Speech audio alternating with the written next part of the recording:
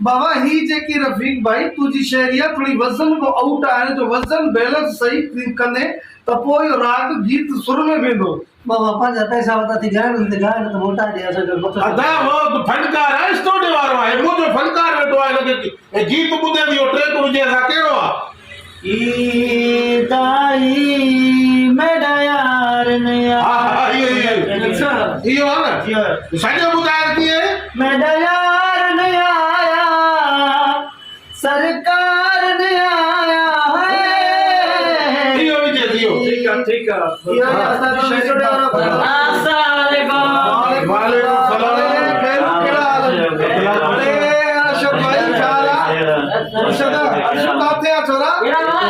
hello बियो खैर था छा करे मिठाई आंदी है तुझा फैन हो ना एटेगी अरे मुझा परत दिस हिते तो ॾिस तो सुबुह कोनी वेठा चांहि जी सलाह नथो हली हेॾे तो मुझा परस्तार ॾिस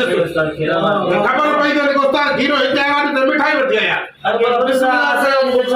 बोले तो खाऊं ना सब मिठाई बैठो ना हमरा पूछे रे मारे खीरा काते मिलदो हां स्टूडियो ते मिलदा दिस वाह खीरा तुझा परस्तार वाह वाह वाह आगे बुदा से आगे साखे सा हे रखे दे मैं घर नहीं तो बचड़ा अच्छा ये सजी संगत बैठी है चलियो बिस्मिल्लाह अरे दौड़ी खाओ भी बचाए दो हां ये गाल कर ये नहीं शुरुआत तो खूब करूंगा बस खुशबू भी सुभान अल्लाह सुभान अल्लाह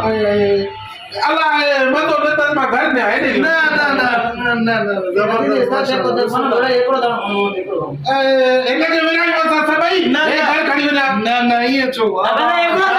दाणो बिस्मिल्लाह बिस्मिल्लाह आदा खड़े हाँ ताओ तने खाओ ना आती तो ताओ भी खाओ बिस्मिल्लाह तुम्हारो फनकार खाए था तुम्हारो फनकार खाए आई गाना गाए न तो सजो खड़े तो तक सजो खड़ा खड़ा खड़े टे सजो खाने तो मने छॾियईं खण खण अरे मां नंढड़िन जे लाइ खड़ी वेंदम घर एड़ा कीड़ा एड़ा बटरे दोस्त बिस्मिल्लाह ता मिठाई वाह माण्हू ईद जॾहिं मिठाई खाईंदा आहिनि ख़ुशि थींदा आहिनि मूंखे ॾुख थो थिए अलाह नंढड़ियुनि खां खणी वञा न कयो बाबा मज़ो अथव यार वाह अॼु मिठाई आंदी थी हा शिकारपुर वाली चाय तो आंदी है उतां वारी ईद त जंहिं महिल अचे न पोइ घर ॾे अचे चाहे हिते माण्हू ॾाहे कीड़ा ही चाहे ही इहा ख़राब थी थिए हुन खणी वञा घर खणी वञा आहे छा हे ख़राब थी न खाओ हा रबुड़ा था दूर था चार दाना घर छा खणी वञा रबुड़ा था लगे तो ही हेॾे मुंहिंजे फनकार खे त ॾियो अध कयो यकीन करो साथ एडो मजो आयो तुझे कचारी में अज अदा तव्हां यार हो न हाणे छा हाणे पा मिठाई घर खणी वञा तव्हां यार खाओ खाओ ओ ई बिल्कुल बाबा बाबा तव्हां यार खाओ न के तुझो नालो ॿुधा से हाणे माशाल्लाह अदा